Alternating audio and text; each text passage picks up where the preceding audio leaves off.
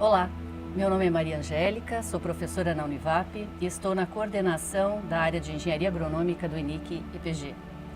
O evento esse ano recebeu um total de 1.033 submissões de 171 universidades e a área de Engenharia Agronômica recebeu 240 submissões, o que é uma honra, mas também um grande desafio.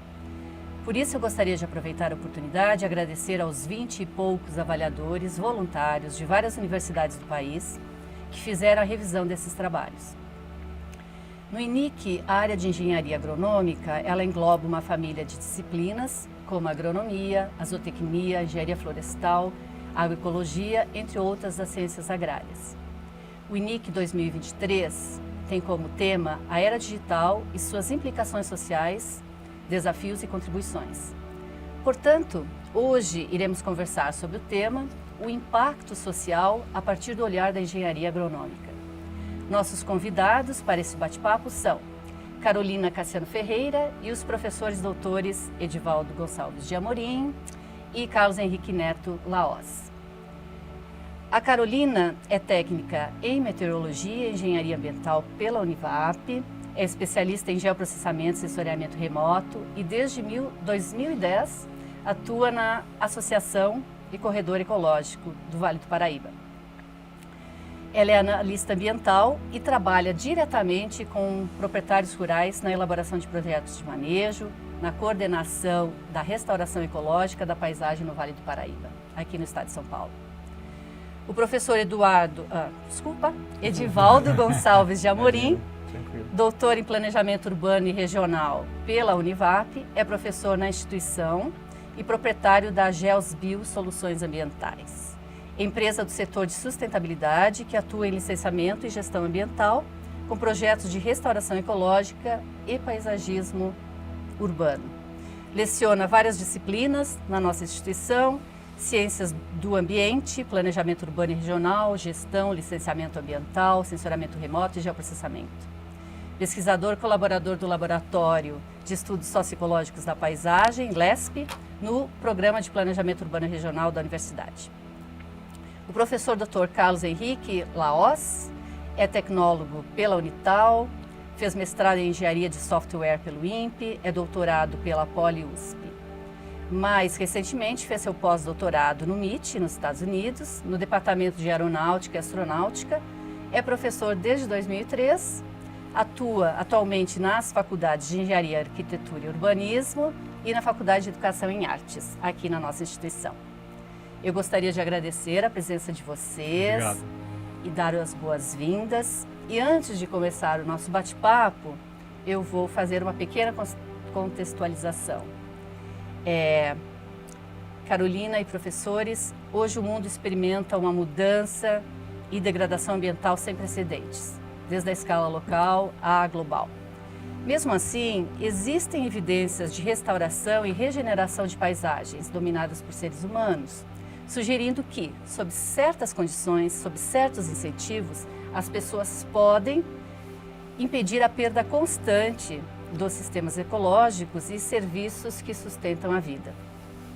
Vários trabalhos recebidos pela área de engenharia agronômica demonstraram essa preocupação com os impactos socioambientais e também identificaram soluções baseadas em alternativas mais sustentáveis de produção e manejo a partir de novas tecnologias. Assim, pergunto aos convidados, iniciando pela Carol, para falar um pouquinho do corredor ecológico, a parceria com a Univap e depois gostaria que você explicasse como entende a tecnologia digital na contribuição da elaboração de propostas de restauração das paisagens. Bem, prazer, obrigado pelo convite, estar aqui. Corredor Ecológico é uma organização sem fins lucrativos, né, que foi criada em 2009 a fim de promover restauração ecológica com esse pensamento de propor corredores mesmo, ou seja, olhar o que já existia na paisagem, o que existe, né, na paisagem e tentar propor um planejamento para se conectar, né, para que esses fragmentos se conectem, se conversem, para que a gente consiga promover, né, um fluxo gênico, né, da nossa região, né, a fim de garantir realmente aí a perpetuação de todas as espécies. Mas a gente sabe, né, que esse é o objetivo fim, né, lá na frente. Então, para isso, muita conversa, mobilização, conversa com o primeiro, segundo, terceiro setor, e um deles, né, sempre foi a universidade, né, então, através da Univap, onde eu, né, estudei desde do meu curso técnico, né, desde a minha adolescência, a gente pôde então trazer e mostrar para a incubadora que ficava aqui, né, que apesar de ser uma plantadora de árvores talvez, né, tinha tecnologia nisso, né, porque aqui a incubadora é uma incubadora tecnológica, né, então a gente mostrar isso, né, foi fundamental trazer isso para dentro da universidade, poder mostrar isso para a universidade. E então, desde 2014, a gente faz parte, né, entrou na incubadora e hoje a gente faz parte do Parque Tecnológico aqui da Univap e sempre fazendo essas costuras, né, com os professores, com os projetos, com a própria área da Univap, que é sempre onde a gente sempre trabalhou, desde a minha graduação, inclusive, né. Então, é um prazer estar aqui dentro da universidade fazendo isso e mais uma vez aqui. Bem, você me perguntou como que contribui, né, as geotecnologias, né? Então, eu diria que ela tem contribuído muito, né? Então, de várias formas, em várias escalas. Então, a gente pode pensar em contribuições tanto no âmbito regional, na questão de propor projetos e políticas públicas, né, ambientais, mas a gente pode chegar até uma escala de plantio mesmo, né, uma escala de um PIP, né, que a gente chama, que é um planejamento individual da propriedade. Então, eu penso que toda a cadeia da restauração, né, então desde do levantamento de matrizes florestais, para onde a gente vai coletar as sementes, né, para produzir mudas, né, até a gente ter lá a produção de produtos, escoamento de produção, né, ou até chegar nas sementes novamente, né. Então toda a cadeia ela necessita e ela tem total abertura para a geotecnologia estar fazendo parte disso, o que ajuda muito a questão de levantamento de informações, os levantamentos em si, né? E além de todas as análises que podem ser feitas para que a gente consiga planejar melhor as nossas ações e direcionar também o conhecimento disso, né, e essas informações geradas para toda a população Vale Paraibana. Eu gostaria de continuar com você para você completar, assim, como que esse trabalho de restauração da paisagem, e aí fiquem à vontade se vocês querem contribuir também, tem contribuído com os agricultores da região? O planejamento de uma propriedade, como eu disse, né, o planejamento individual, ele dá uma visão completa da propriedade, né? Ele traz uma visão que talvez as pessoas e o próprio produtor rural, ele não consegue ter, né, do todo da propriedade dele. Então ele passa a ter uma noção melhor, né, daquilo que ele possui. E ele consegue então planejar melhor, né, as atividades, consegue tirar um melhor proveito da terra e também da produção, caso ele tenha, né, e além de ter uma melhor noção das áreas de preservação, por exemplo, né, ou das áreas que precisam ser preservadas, onde ele consiga então perceber a necessidade de perceber os serviços ambientais prestados, né, dentro da própria propriedade dele e que são fundamentais para aquela terra dele, para aquela produção, para aquela atividade que ele promove, né? E isso, né? E você ter uma propriedade bem planejada, você ter as áreas que necessitam de preservação preservadas, elas não só vão garantir dentro dos limites dele, né, esse equilíbrio, mas também para fora.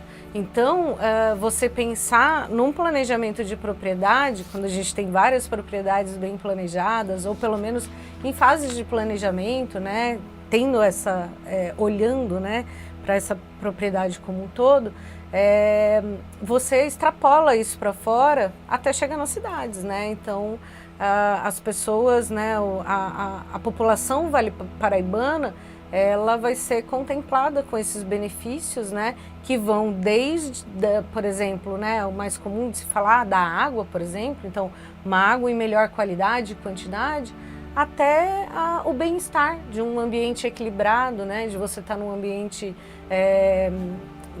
bonito, num ambiente que te traz um conforto, né, principalmente nesses tempos de agora, um climático, né, então, assim, todos os benefícios, né, todos os serviços, né, que são prestados por um ambiente equilibrado, eles vão chegar a toda a população, com certeza. Professor Edivaldo, você, com a experiência de professor, de pesquisador e de empreendedor, você tem a mesma visão, o mesmo entendimento que a Carol? Bom, a GestBio, né, que é a qual a gente atua mais diretamente na restauração florestal, ela tem um foco um pouco diferente, porque ela atua em áreas que são áreas de compensação ambiental ou até mesmo de plantio voluntário, que são financiadas por multinacionais, né? Então, assim, não é que a minha visão é um pouco diferente, eu acho que a gente trabalha com públicos diferentes, né? Muito embora, né, lá no LESP, na minha tese de doutorado, eu trabalhei especificamente com a pesquisa, né, com o produtor rural, né, mas eu tenho atuado no reflorestamento mais com esse público. Mas pegando o gancho, né, falando do produtor rural, o que a gente viu, né, o que a gente observou, né, com os resultados da pesquisa que eu pude fazer lá no LESP, junto, né, com os produtores rurais de São Francisco Xavier, né, uma importante cabeceira, né, fornecedora de água, Coral conhece bem lá, né, você também. Hoje abastece, né, o São Paulo também. São Paulo, né, começa ali o Rio Jaguari, Represa de Jaguari, a gente tem essa... Não gostam de falar, né, mas é uma transposição, né, não é um sistema reverso aí, que a gente sabe que não funciona. Mas eu percebo que nessa questão de o produtor entender a paisagem, quando a gente fala tecnicamente falando, né, ele não tem assim, as noções da dimensão dos fragmentos florestais que são obrigatórios, né, do ponto de vista legal, preservar. Então, o que eu quero dizer? O pessoal acha que tem uma reservinha, uma matinha perto da água, ele acha que está cumprindo, né, com a sua função ali de ter os 30 metros obrigatórios ou 50 metros. Por que eu digo isso? Porque quando a gente fez o mapeamento numa determinada área, né, que é a zona de proteção lá de mananciais, né, dentro do plano de manejo, a gente percebeu que a conta não fechava, ou seja, não tinha nem 20% de fragmento que seria obrigatório por lei, né, que era o mínimo da reserva legal, não existia, entendeu? Então a gente já vê um déficit, né?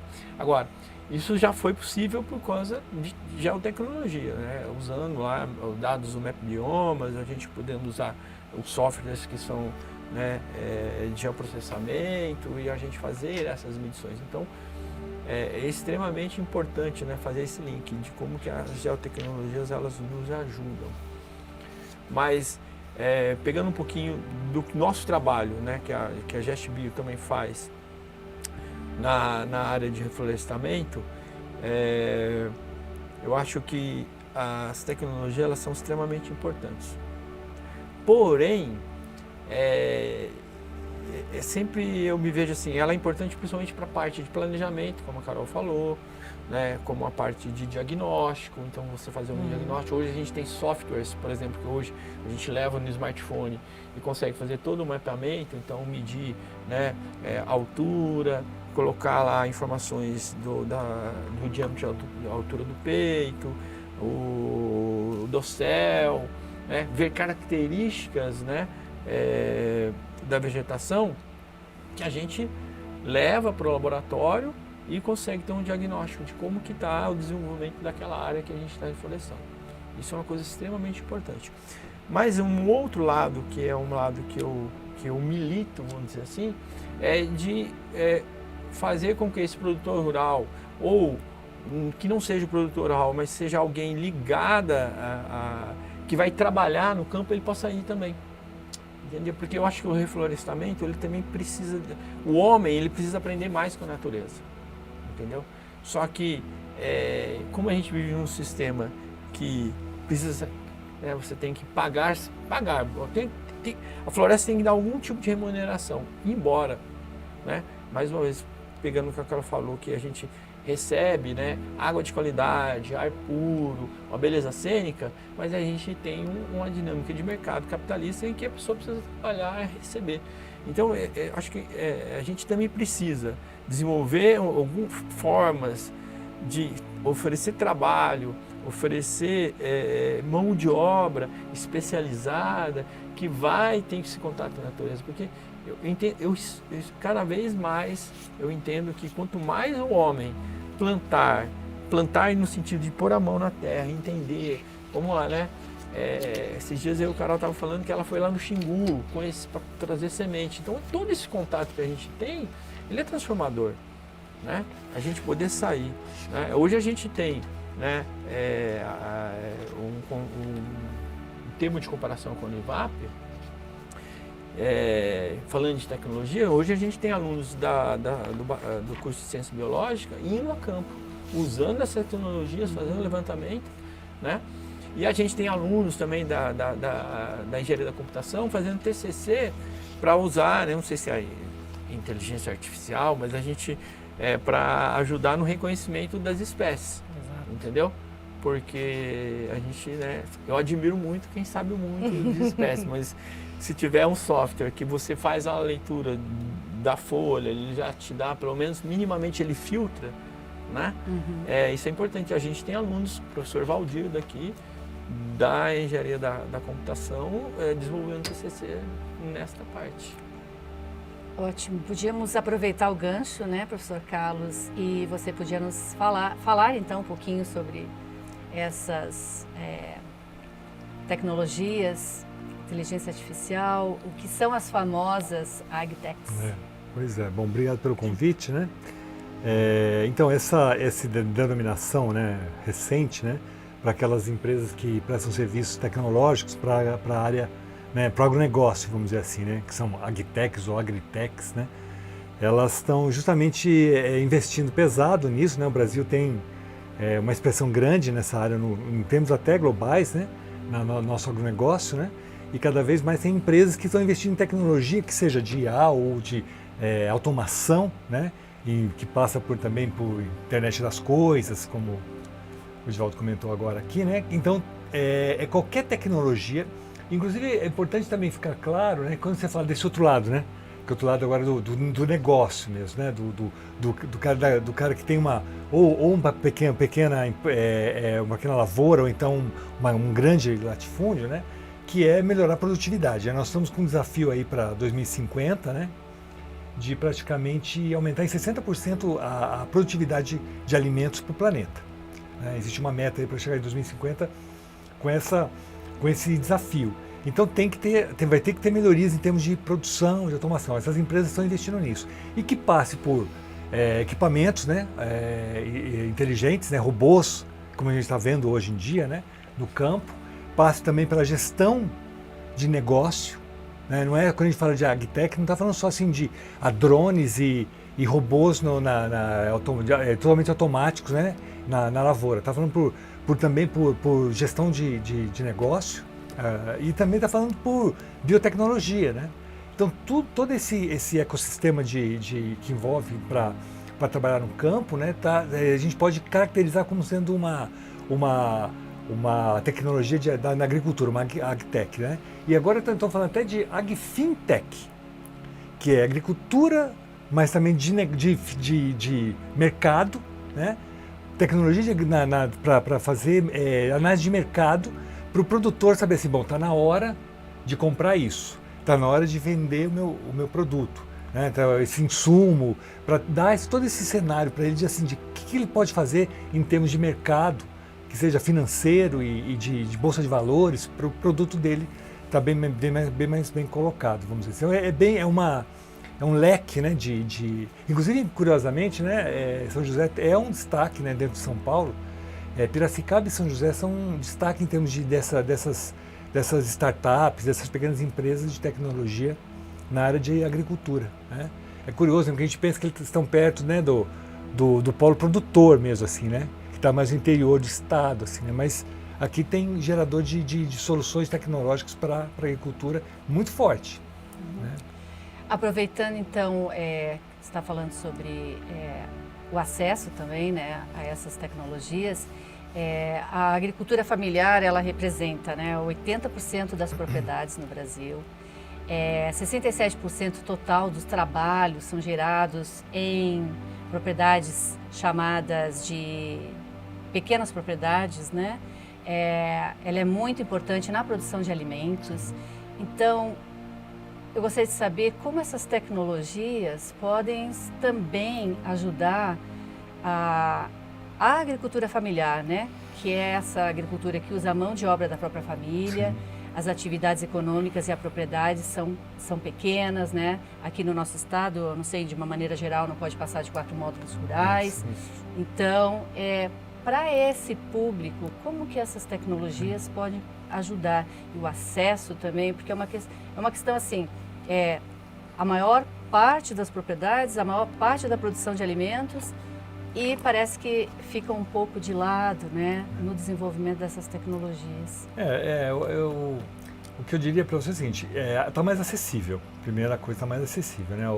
Até se você for hoje uma pessoa que não precisa nem ser da área do campo, for comprar um drone, ele está bem mais acessível. Então, quer dizer, a tecnologia para o campo está mais acessível para o pequeno produtor.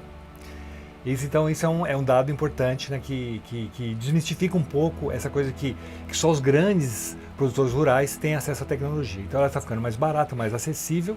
E o Edivaldo até comentou isso do celular, né?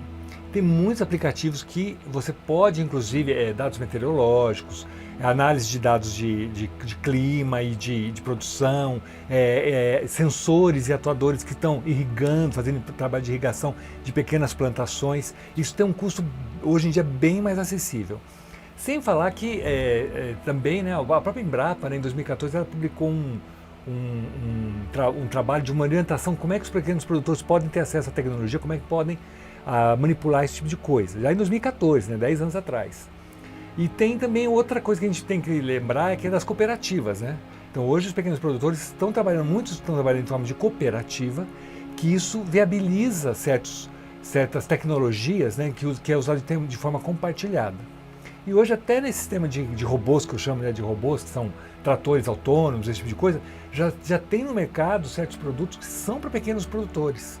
Quer dizer, o mercado, como você mesmo citou também, dessa quantidade enorme de pequenos produtores, né, o mercado também está vendo isso, está vendo assim, bom, vamos oferecer esse tipo de solução mais barata, menor, mais barata, para esse tipo de produtor. Então, assim, eu acho que tem aí toda uma estrutura que está ajudando a facilitar o pequeno produtor a se tornar mais tecnológico, vamos dizer assim. Obviamente que a gente sabe que isso é uma etapa que vai crescendo, mas tem um campo maior. Não, eu queria puxar uma discussão, uma polêmica. Não é bem uma polêmica, mas dizer que também assim, a gente tem que pensar que existem as tecnologias tradicionais. Sim. Então, quando a gente pensa em tecnologia também, obviamente que hoje mesmo eu estava conversando com um cara lá de Bragança Paulista para comprar um microtrator, porque é para pequenas propriedades, que vai nos ajudar, e tem tecnologia que vai, né? Principalmente a gente, por exemplo, quando faz plantio, a gente planta em linha de 3 metros, não tem um trator que entra ali, você entra com um microtrator. Mas eu quero trazer essa questão dessas tecnologias chamadas tecnologias sociais ou tecnologias tradicionais, né, e onde a gente também, né, entende que isso é um desenvolvimento, na verdade é um resgate de um desenvolvimento tecnológico. Então, quando, por exemplo, aí chamo mais uma vez, né, provoca a Carol para falar dela da experiência ali do Xingu, porque ela foi lá não só buscar semente, ela foi buscar a muvuca, que é uma forma de plantio, que é uma tecnologia ancestral, uma técnica ancestral, para a gente conseguir fazer a restauração ecológica, né? Por exemplo, né, uma forma, né, quando a gente fala aí de produção de alimento, né, que você trouxe essa questão, a gente hoje planta não num sistema de silvicultura, né, em que você põe as arvorezinhas ali alinhadas uma à outra. A gente, né, a gente conversa muito aí, né, com o pessoal do Corredor Ecológico, em sistemas de adubação, de recuperação do solo com seus próprios nutrientes, que é mais ou menos similar com o sistema agroflorestal. Então, a gente introduz banana, a gente introduz abóbora, a gente introduz batata doce, né, feijão de porco, feijão guandu, né, para que possa também ter uma produção de alimento ali. Então, por que isso? Porque ao mesmo tempo que a pessoa está cuidando do seu plantio, ela está cuidando da árvore. Sim. E a árvore vai se desenvolvendo junto. Então a gente tem que prestar muito bem atenção, né? Às vezes a gente quer levar o novo sem prestar atenção naquilo que a gente chama de velho, né? Mas não é um velho, é aquele tradicional, é aquela tecnologia que a gente pode sim melhorar. Sim, né? A gente pode observar aquilo ali, melhorar aquilo lá, mas não simplesmente falar, isso aqui é velho, né? Então, a gente tomar só um pouquinho de cuidado quando a gente fala de tecnologia, ir embora, né? As tecnologias da inteligência artificial, acho que veio para ficar, veio para somar, mas não perder isso de vista. E aí provoca a Carol para falar da experiência dela e dos povos indígenas. Pois então, eu lembro muito de um grande amigo meu que falava para mim assim, se você tiver um pezinho na geotecnologia e um pezinho no campo, você vai longe. Mas os dois têm que andar junto, você não pode estar só em um ou só no outro, né? Então, você está atenta, está conversando com o produtor rural, você está atenta à necessidade daquele produtor rural, à história daquela propriedade, porque de repente você está propondo coisa que não faz sentido na cabeça dele, né? Então, cada lugar vai ser diferente e você querer, de repente, criar uma receita de bolo, né, para fazer determinadas coisas, não vai funcionar. Muito pelo contrário, você vai afastar algumas pessoas para essa causa, né, para esse movimento da restauração. Então, fui até o Xingu em 2018, junto com o ISA, né, que tem o programa de sementes lá, né, a rede de sementes do Xingu. Então lá você tem mobilizados tanto produtores rurais de assentamentos como aldeias indígenas, né, trabalhando na coleta, na identificação de matrizes, coleta de sementes. Daí você tem a casa de sementes e essas casas de sementes oferecem sementes para aquele produtor, geralmente grande produtor rural, muito grande, porque a gente está falando lá da região do Mato Grosso, né? Sim. É bem a área de transição da Amazônia com Cerrado ali, né? Então, são grandes áreas para reflorestar, né? E eu tive essa oportunidade de conhecer toda a rede, né? De ver como essas tecnologias, né? Então, você levar para a universidade, fazer teste de germinação, ter um aplicativo que ajude no cadastro daquela semente e tal, mas ao mesmo tempo ir até um assentamento e ver a planilhazinha que eles usam muito tempo, agora já está no computador, mas que faz parte do dia a dia deles na questão de produção e hoje faz parte no dia a dia na produção de semente, né? E chegar em aldeias, por exemplo, e poder ver uma coisa completamente diferente do que eu já vi, que lá eles não tinham as planilhas, mas eles tinham mandalas com desenhos, onde você tinha lá os meses do ano, né? E cada tipo de semente que tinha, que época que eu tinha, né? Que época que vai florescer, que época que vai dar a semente. Era lindo, assim, sabe? Mas tudo para o mesmo fim. Né? Mas utilizar dessas ferramentas, desses povos tradicionais, trazer em conjunto com as tecnologias, eu acho que é o que torna o negócio realmente eficiente, porque você vai estar conseguindo conversar com essas pessoas, além de tornar tudo isso muito bonito, né? Dentro do que a gente tem, né? E poder ouvir os assentados, poder ouvir as índias lá, né? Elas que têm a função principal de coletar sementes, a importância de deixar a parte das sementes, né? Para que continue. E depois você trabalhar nessa muvuca, que ele disse, né? Que é uma das metodologias que a gente tem aí para restauração, né? Que é realmente uma muvuca, e eu trago esse conhecimento assim para várias coisas que eu faço, não só para o reflorestamento, mas para muvuca de pessoas, de conhecimento, né? Então, aqui mesmo a gente pode dizer que é uma pequena muvuquinha assim de saberes, né? De experiências, assim. Então, é bem importante assim a gente tá atento mesmo, né? Não deixar de lado toda uma história que um território, uma paisagem, ela pode te contar. Hoje a gente tem uma demanda, né, na universidade, que é fazer extensão também. Extensão está sendo curricularizada.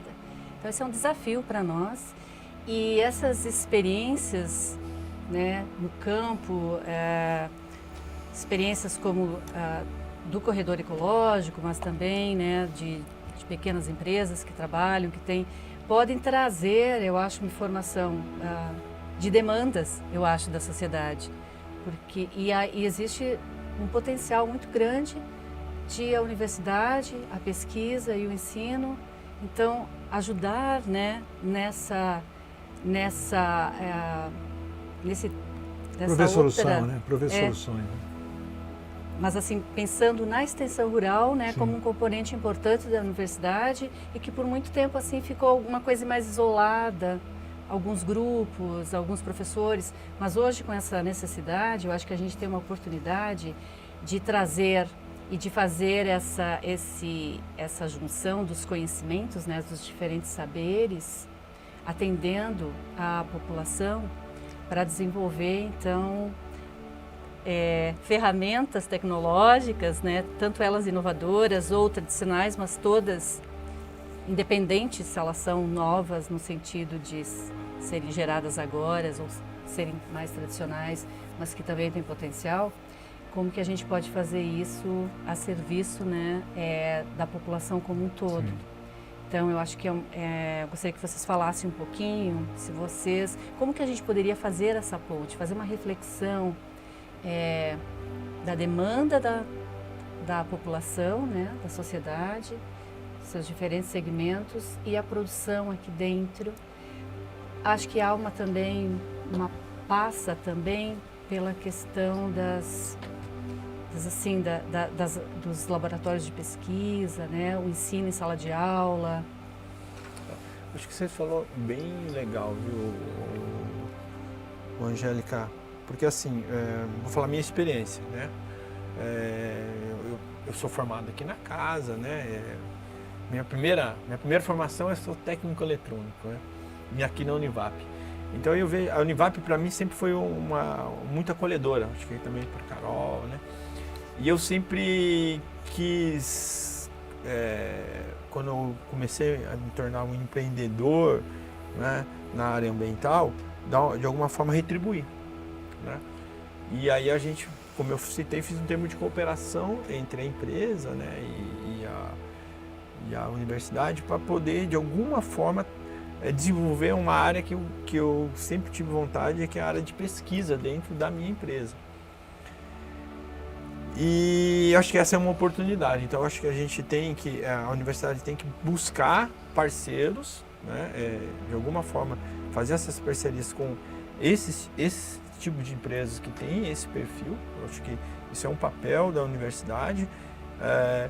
Mas que perfil? Um perfil de chegar na ponta, que é onde está o campo, né? Já que a gente está falando aqui do campo, né? Acho que esse é um papel importante, só que com ouvido de escuta, né?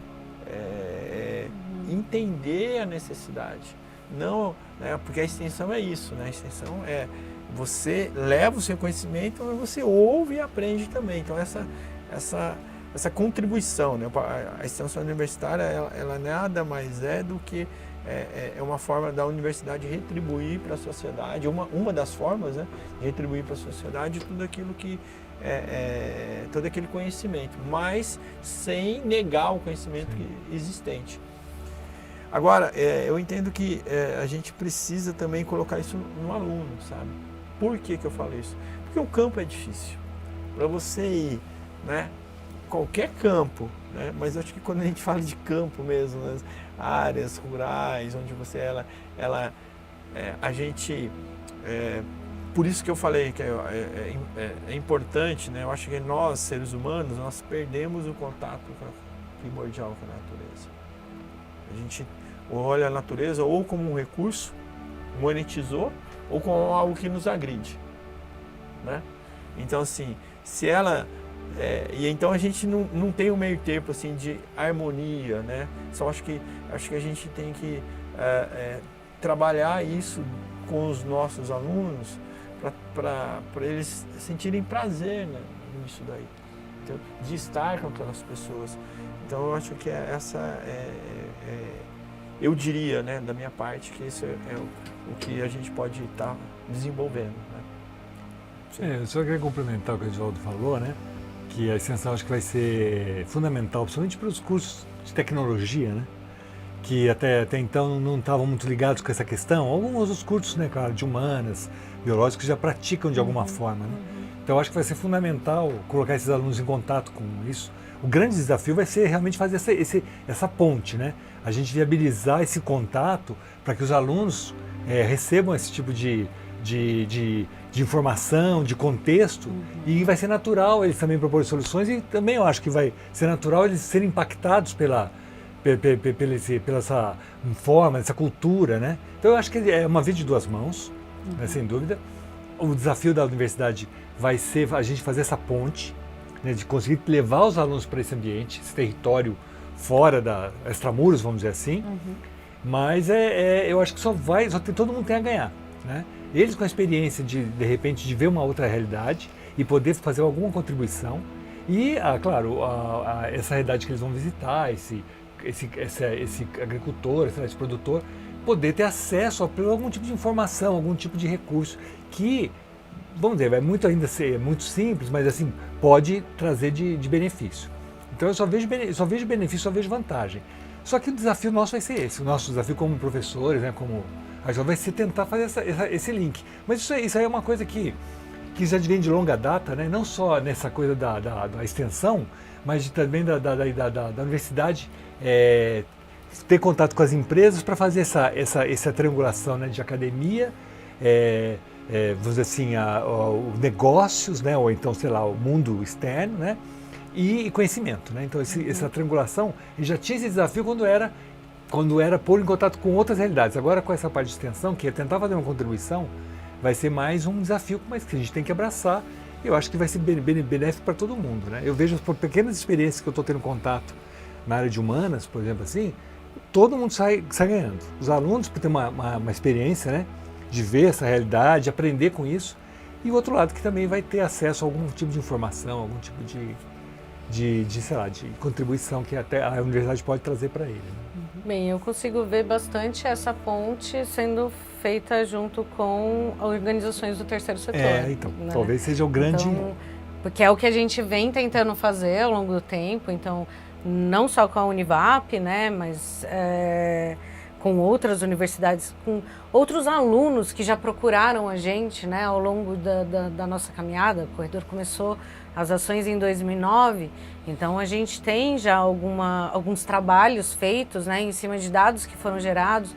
O último, se eu não me engano, por exemplo, foi uma aluna de biologia que estagiou com a gente aqui da Univap, onde ela fez toda uma análise completa de uma área de restauração que a gente começou a restaurar em 2015. Então, eu consegui parceria com uma empresa que fazia levantamento de fauna, a gente fez os monitoramentos, né? Teve uma outra universidade que fez monitoramentos para outros fins, né? Que gerou até um artigo, né? E para ver os diferentes tipos de monitoramento. E essa aluna, ela conseguiu pegar todos esses dados e trazer, né, toda a importância, toda a parte da questão acadêmica, biológica, da restauração, do monitoramento, né? Então foi muito legal esse projeto dela. Então eu vejo assim que a gente tem bastante... A gente tenta pensar em bastante sinergias, né? Diante de vários projetos diferentes que a gente tem. O que eu diria para você de boa notícia nessa história, né? Na curricularização da extensão, é que é 10% da carga horária do curso. Então o que eu estou vislumbrando? O aluno vai ter contato não num semestre. Ele vai ter em 2, 3 semestres, 4, às vezes 5 semestres. Sim. Então isso vai dar para manter esse projeto assim vivo, né, desse que ela fez, uma sequência maior. Sim. Então acho que o resultado vai ser mais... com certeza, sem dúvida. Impactante. Com certeza. Você tem um acompanhamento, ainda mais quando a gente fala em restauração, né? Que não é do dia para o outro, né? Demanda um tempinho aí. Então você trabalhar todas as questões, levar um aluno com a gente, né, dentro de um projeto que a gente já tem, então levar o aluno para conversar com o produtor, para ele entender a cadeia, né, todos os desafios que a gente tem, pegar uns carrapatinhos, né, é importante. Não, acho que vai ser bem mais benéfico em termos assim de duradouro, né, a ideia, né? A gente espera, né? Bem, estamos chegando, infelizmente, ao final do nosso tempo. Eu queria aproveitar o último minutinho para agradecer muito a presença de vocês. Foi ótimo esse bate-papo. Espero que vocês tenham gostado também. Muito bom. E até a próxima, né? Não, eu só tenho que agradecer. Muito obrigado. Não agradeci no começo, estou agradecendo agora aqui. Muito feliz de estar aqui com vocês. Muito obrigado. Obrigado. Obrigada.